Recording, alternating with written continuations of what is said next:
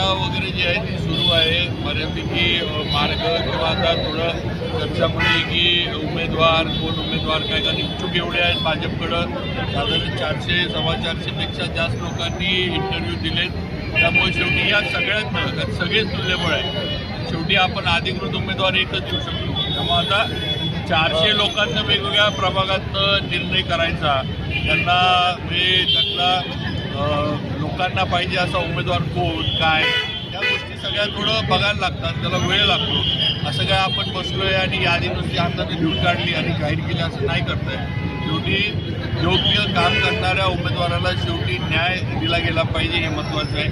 जर चांगलं काम करणारा किंवा ज्यानं वेळ दिला आहे, ज्यानं म्हणजे आपल्या प्रभागासाठी आपल्या लोकांसाठी जो झटला आहे, तर गडबडीच्या याच्यामध्ये त्याच्यावर अन्याय झाला तर मग 5 वर्ष त्याची वाया जातात. त्यामुळे थोडं हे आहे. आणि शेवटी कसं आहे आम्हाला पण माहीत आहे की आमच्या निर्णयावर विरोधक जे आहे ते टपून बसलेले.